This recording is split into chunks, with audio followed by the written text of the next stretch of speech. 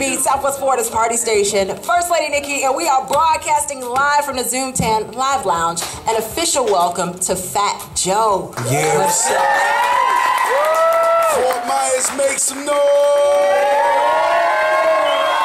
Did you see this? All of them showed up for you. Okay. Man, that's super love, man. I appreciate it. It's a little shot to my ego, but I think I'll get over it, I guess.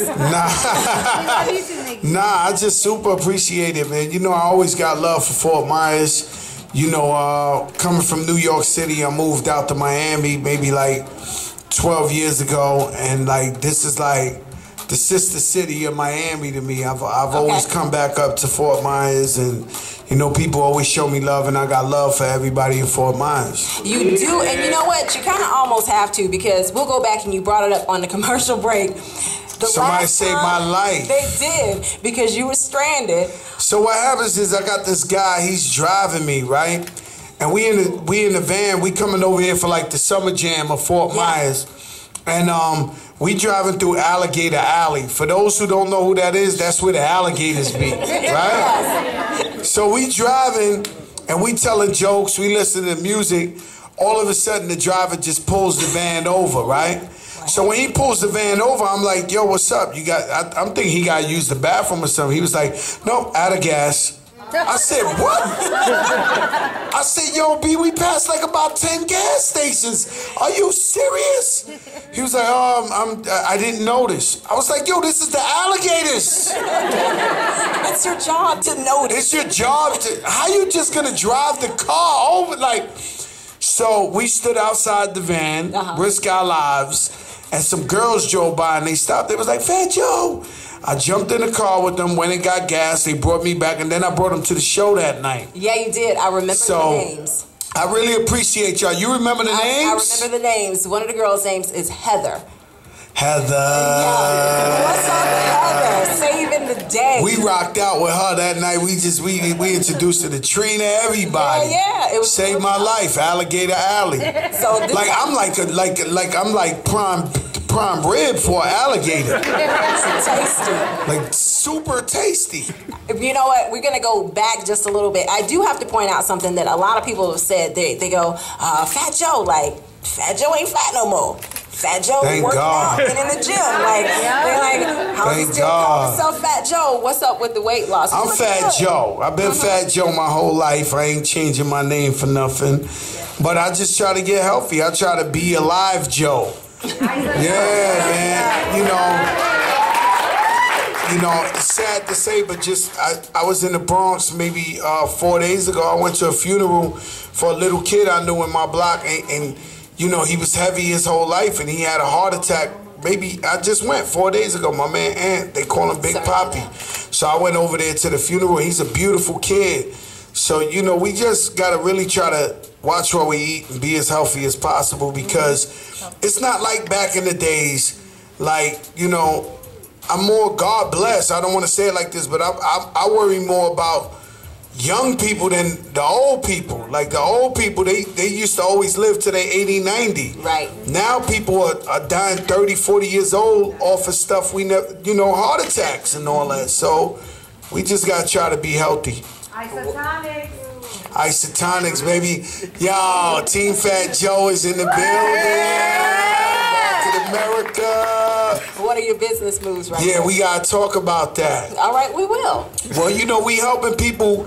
We got a 2 to 3 year plan. Most people work 45 years and live paycheck to paycheck. So imagine working 45 years and don't know whether you could pay the light, the gas, or the food bill. It's sad. And that's the truth. That's all for Social Security. So we have a business, marketamericashop.com, where we teach entrepreneurs to get 6-figure income in 2 to 3 years with just 8 to 15 hours a week.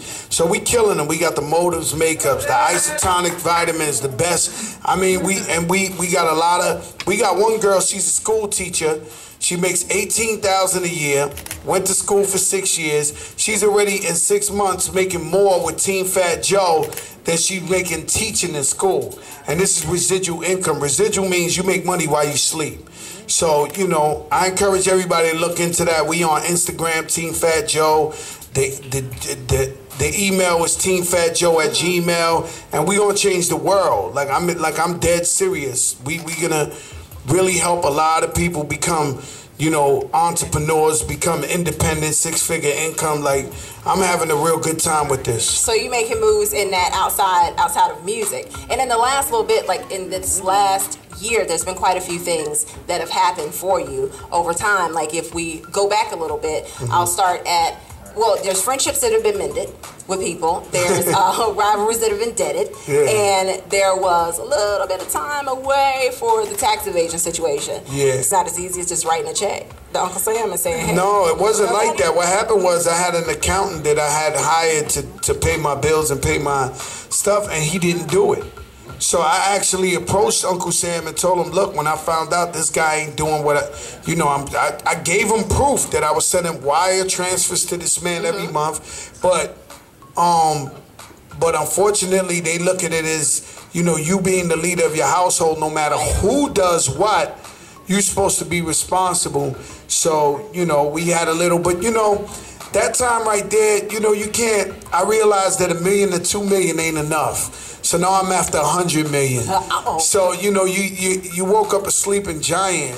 So if you look at Fat Joe Instagram, I got like 10 jobs right now. So I swear to God, I was cool with $2-3 million in the bank. I'm not good with that no more. I need 100 million. It's different now. So in that time, you said you woke up a sleeping giant. You're gone what, 4 months? 3 months, 4 months, yeah. 3-4 months. In that time, was there any lessons to learn? Because I mean, you kind of got a little bit of time to think about things. My lesson was I worked out every day, and I studied Market America to the highest level. It's a $6 billion company, and people who we call our franchise owners made $3 billion back in their pocket. So when I knew that I was going to be the president of the Urban and the Latino division, 22 years this company has never had a down. Every year there was no recession.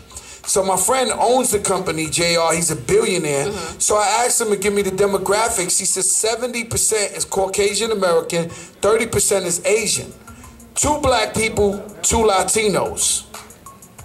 So I had to study that. It's sad to say, but I almost studied that more than the Bible for them little 3 months, because I knew this was my new endeavor, and I knew I had to have all the right answers, and I had to have all the knowledge. So I came out with a game plan, and it's called Don't Sleep. It's called Let's Work Real Hard so we can make $100 million. All right, attitude change, game plan in hand. Super focused. Once you were home, I'm going to go to like some of the rivalries. Everybody knows the situation with you and 50 Cent. And in January, I think it was January, the two of you made a song, so it was like a bad relationship kind of made good in that sense. What was that like? What brought you to that? Well, I would say the state of hip hop in New York City brought us to that. But you know, just it ain't I don't see no good coming out of beefing or quarreling and arguing with people. We all came up from nothing. You know, and everybody who's trying to rap or trying to get in the music business, most likely they came up from nothing. They trying to become successful. They trying to take care of their family, take care of their future, you know, and open the doors for people. It's just like walking 100 miles backwards with just beefing with somebody. Right. Over what, anyway? It's wasted energy. Yeah, it's wasted energy, man. So I believe in trying to stay positive and keep positive vibes, you know? Was that the same move? Was that the same move that caused the relationship between you and Remy Ma? Because, and I was looking at an interview I think you did with Sway. You said that was one of the top 5 things that like really hurt you. Now that's big to put it in your top 5 things that hurt you. What happens is when you take someone who, like, let's just be clear, you know, I'm already a star rapper. I'm a millionaire. I'm putting out artists to sell 2 million records. And I meet this young lady who happened to be the best female rapper in the world. But she's living in the projects, didn't have a father, mother was substance abuse. So I took her in as my sister, right? So I took her on tour with me for 2 years, got her a record deal, like $1 million record deal, put her on hit records, and now she's successful. Every time I see her, she's showing me her Gucci bag is full of hundreds. She's pulling up in different cars every day. Life is good. Then life is tremendous, right? So and then we put out her album and it ain't do as well as it was supposed to do. And next thing I know, she's on the radio cursing me out, dissing me. I'm like, no way, not this one. Like, and it just it hurts so bad because, you know, here you go, you extend your arms and you help somebody to come from nothing to something, and then you turn around and then it was like a stab. It wasn't a stab in the back, it was a stab in the face. And that hurts more than anything because, you know, my son used to have her poster in the room. She was his aunt. You know, so that really, really, really, really hurt me. But, you know, years later, you know, I never wished her bad. I've always talked positive about her. I've always said to this day she's the best female rapper in the game. You know, and she has a son, so I've always wished well for her. And I'm glad she finally coming home. And so she called me up and we squashed the beef over the phone. That's what's up. And this way I can see that being You learned something new today. Okay, what we're going to do, we're going to take a quick break. We have some questions that the audience wants to ask you a little bit. And then we're going to come back to it. And we're back live on the radio, live from the Zoom 10 Live Lounge. Fat Joe. Yes.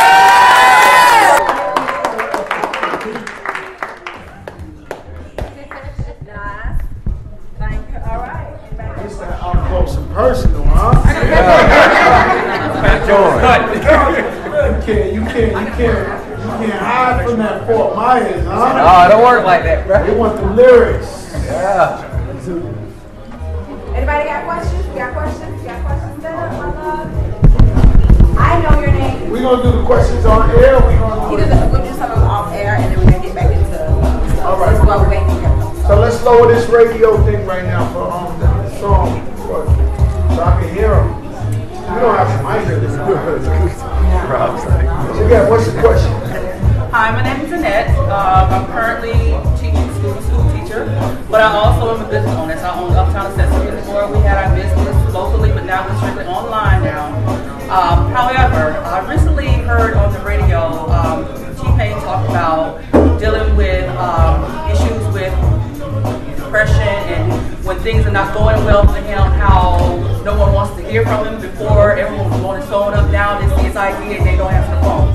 And he was saying that he was helping Chris Brown get out and he wanted to help support him because he was there for him. How do you deal with when things are really going well for you, but then when they start to go down? How do you stay focused and stay grounded? I'm just a sore person. Yeah. I grew up, kids, this ain't glorified, I hope you understand. I grew up in a place that was damn near Iraq. So what happens was, if it was like 40 friends, maybe 38 of them got killed by the time we was 18, 19. So I've been dealing with so many tragedies my whole life that the only way for me to be here was just to be focused and just be like, I remember being a little kid, 13. Everybody in my whole family was, most of them still poor. So like we had nothing. So I've always known since I was 13, I was like, yo, I'm gonna get rich and die trying, to be honest with you. So with me, I don't allow, life is it's so fragile to where if you slip through the cracks, you're done. So we can't sit there thinking about ourselves, looking down at ourselves and being depressed because somebody will just come up and snatch your spot. So I don't allow myself, sure I get hurt, sure my feelings get hurt, sure things happen, but I like to give them, I call it a 2-day grace period. Yeah. So you can hurt my feelings for like 2 days and the next day I'm back up working. As simple as that. I cannot sit here because the realities of life is that, you know, things are going to happen bad, things are going to happen good, but you got to remain focused on what your goals are. You know, the one time I was depressed, I lost my grandfather, my sister, and Big Pun at the same time, the same week. I was depressed for like 2 years, and knew I was depressed, but didn't really know how to snap out of it. And then one time, it was like 2 years since Pun died, and we were celebrating his birthday. Some guy walked by and was like, hey, that's Fat Joe, and they celebrating Big Pun's 2nd year, he's dead. And I heard that in my head, and I was like, yo, Joe, it's been 2 years, you got to snap out of this. You got to wake up. That's the only time I ever was depressed, but you know, it's tough, but you got to find a way to stay positive and snap out of it. God helps a lot. Absolutely. 105.5 The Beat. We are back on broadcast live. See, things are good right here in the Zoom Tan Live Lounge. We've got Fat Joe. We are talking about questions being answered. And that was an awesome question, by the way, that you asked, Joe. That was deep. And you're going to be able to catch some of that online at 1055thebeat.com when that comes up. Again, Fat Joe. Like, one of the things with you, and I was having the same conversation with Jennifer Lopez. I told her, I said, you don't... See how she threw that J-Lo out there like lightly, right? You know, I was just talking to J-Lo. Right. You know, only the girl who bought a TV station for $290 million last week. Yeah. Right. We were just talking. You know, we friends like that. We cool like that. Yeah. I get starstruck around J-Lo. Yeah, you frontin'.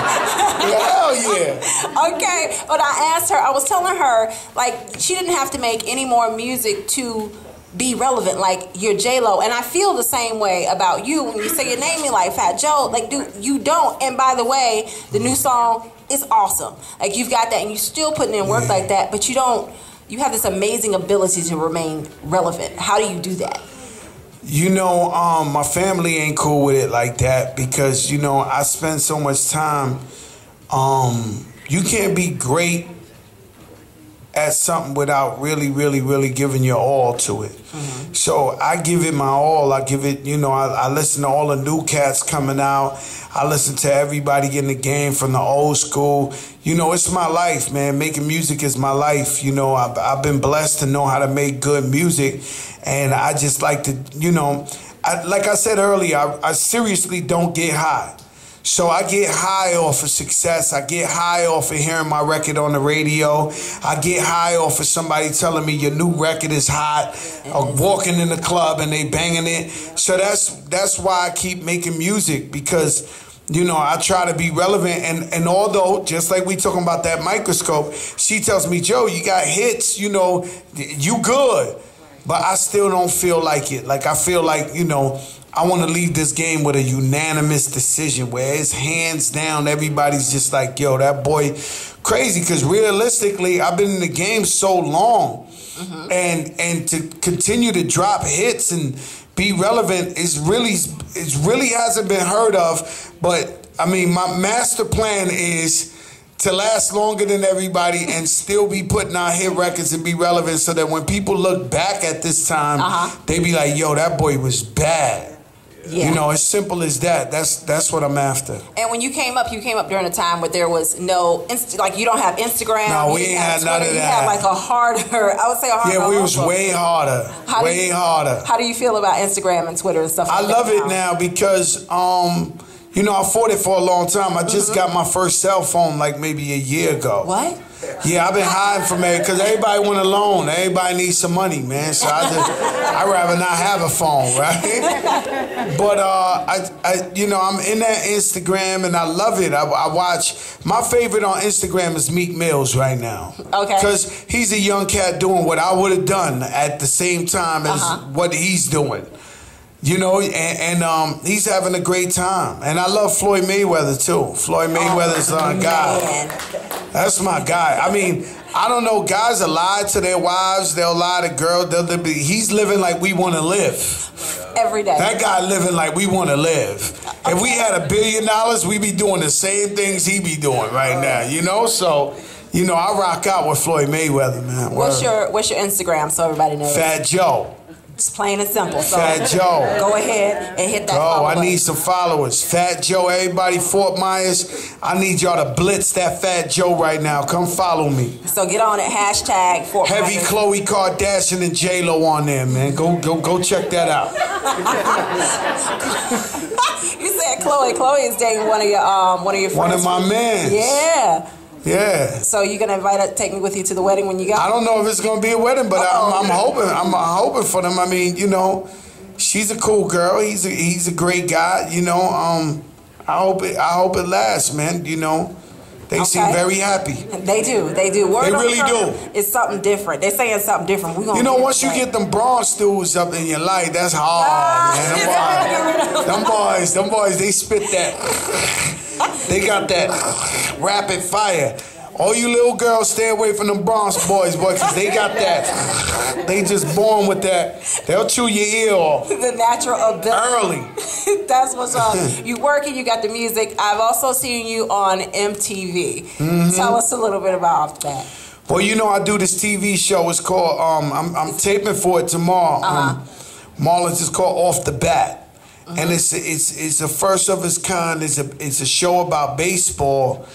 But it mixes up with pop culture and with music and stuff like that. So for years, people have been watching their favorite baseball players but never knew what their hobbies are, what kind of music they like, what they dance to, what they eat. So finally, you get an insight in your player, and it's a lot of fun, man. You know, we've been having a great time. Me, Sway, Krista Stefano, and Melanie Iglesias. You know, so we have a ball, man. We have a ball. Is it the New York in you that loves baseball? It's yeah, you know, I grew up on baseball. Because I mean, I watch it for a different reason. I think the players are fun. Well, I can't tell you about that. I said, you know, everybody talks about, shout out World Cup, shout out Brazil. Everybody always tells you, every country you go to, they be like, yo, it's the most beautiful women in the world. I'm telling you this. So to me, honestly, you know, when I go to Brazil, the whole crowd's just so beautiful. These women is just so beautiful. And then I turned around and I asked this chick one time, I was out there, I said, is the men beautiful out here too? Because I'm looking at the women. Like, no, they beautiful too. Everybody is. Yeah, Brazil's amazing, man. Well, that's dope. There's some other things. We get into some fun stuff, some random like questions. First of all, I heard that you are a huge like kick fan, sneaker fan. You own it. What's your favorite shoe? Well, I'm you know, my favorite shoe is basic. It's called the Linens. The Air Force One. It's pink and beige. And it's you know, I just complimented Danny C on his shirt. You know, I like cute colors, man. You know, I'm masculine enough. You know, to wear a pink shirt, turquoise shirt, sky blue. I'm masculine. I know who I am. You know what I'm saying? So I could wear it. Right. You know, I love them colors, man. I love them colors. So you meant that only as a compliment to him. Great compliment. Okay. Well, in the random stuff, let's see. When is the last time you that Fat Joe went grocery shopping for himself? Because I don't think you grocery shop for yourself. I grocery shop. You do? I went yesterday. What's your favorite, like, Matter of fact, I seen Enrique Iglesias' wife in the supermarket. She ain't know I knew. Yeah. She does now. She could have been slightly nicer. She could have been slightly. Oh. Yeah. Because it's important, man. When I go to the supermarket, it's like Fat Joe in the building. So, like, everybody who work there, hey, Joe, how's your daughter, yo? So you can tell when people are real nice. Because the people that work there are happy to see you. They So I'm up in there, and you know, I was fighting. You know, when you start fighting over the fruit, like, you know, me and her was kind of like fighting over this fruit, like, and I was just like, and then she was like, huh? I was like, wow, been nicer. Ain't nobody waving at you coming out of here. Yeah. You can't have it. Okay, so if I walked in on you in the kitchen late night in the refrigerator, what would you be getting out? Damn.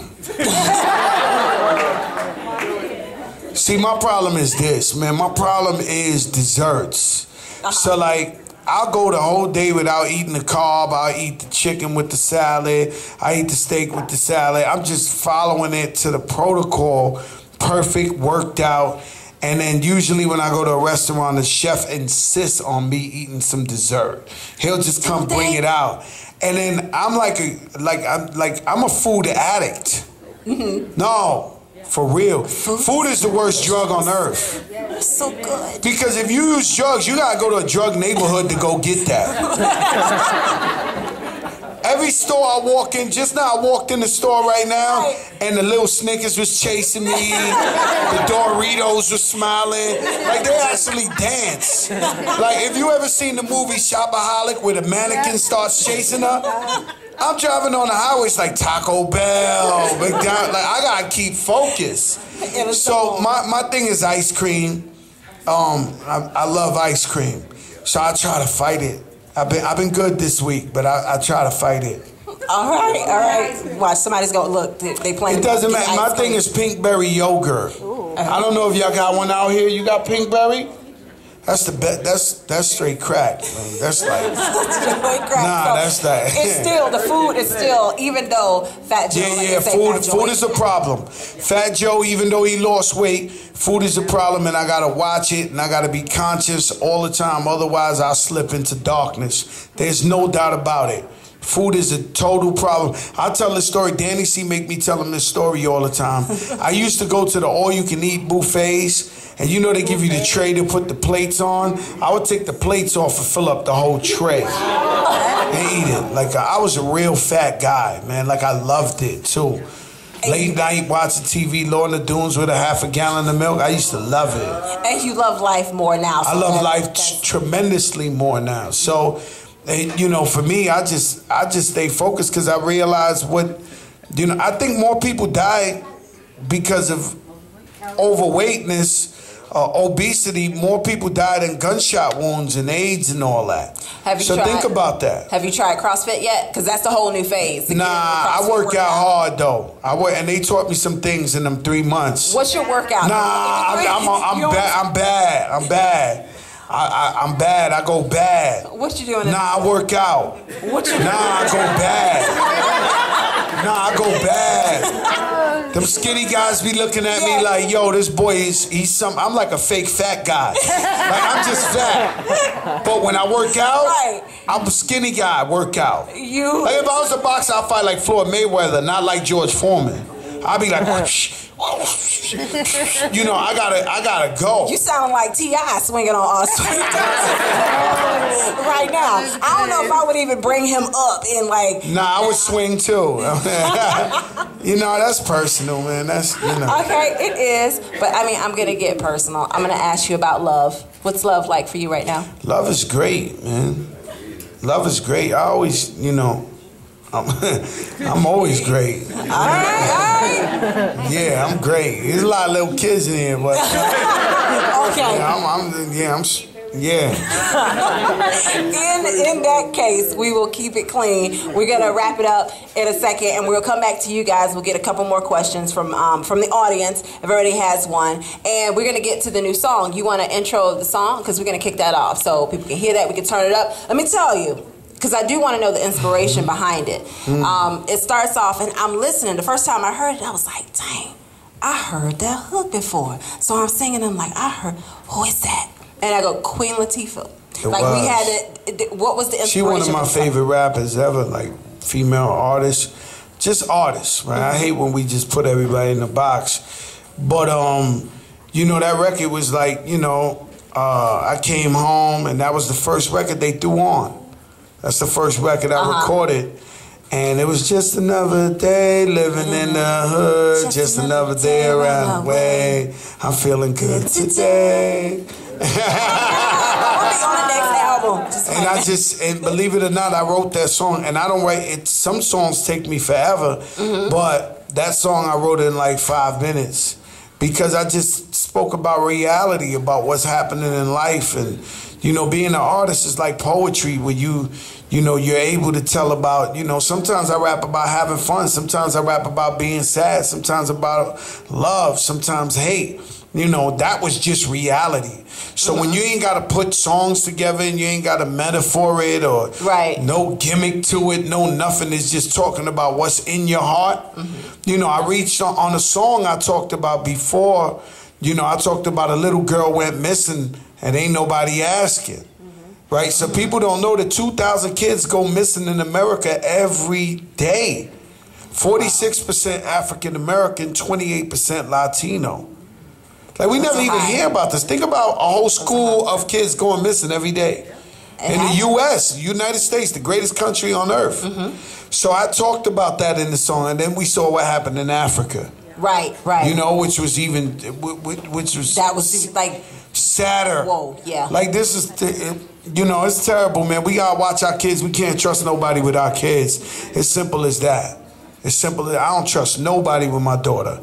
Nobody. She don't sit on no uncle's laps, no none of that. Straight up, nah. I'm with my daughter 24/7. Like we because it's crazy out here, man. You gotta take care of the kids, man. Kids coming up missing, randomly. I seen this thing one time where I hate to talk about sad stuff if we on there, but it's reality.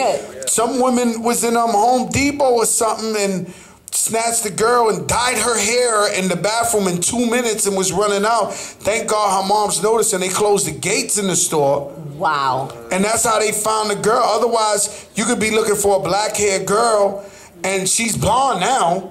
In 2 minutes, they dyed her hair in the bathroom. So you gotta watch these people, man. People sick out here, man. And we gotta bring awareness to that. I'm sorry to mess up everybody's vibe, but that's something serious, man. We good with that. And that was like I said. That bothers me. That bothers me. Like I want to have a child molester child soup, like fingers and legs of them. Like I want them, soup, gumbo. Like that bothers me. Like that really bothers me.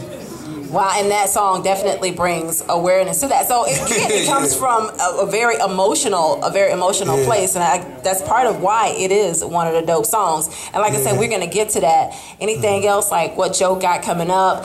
Are we albums? I got in another 3-4 weeks. I got a joint with J-Lo's, my next single coming out. Mm-hmm. Oh my girl, that joint crazy. That's turned up for the clubs. Rico Love wrote that.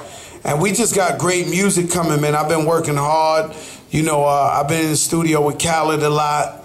The world's craziest guy in the universe. So I'm with him in the studio. He's something else, man. That boy, Khaled crazy, boy. He be turned up, man. I feel like a Khaled studio situation is like people just roll through and hang out at the studio. And just come, First of all, let's just say it's very Bob Marley-ish. Gotcha. Super Bob Marley-ish. I think we got that. He sees stuff I can't see. And he be getting up and he be like, yo, man, Fat Joe's big.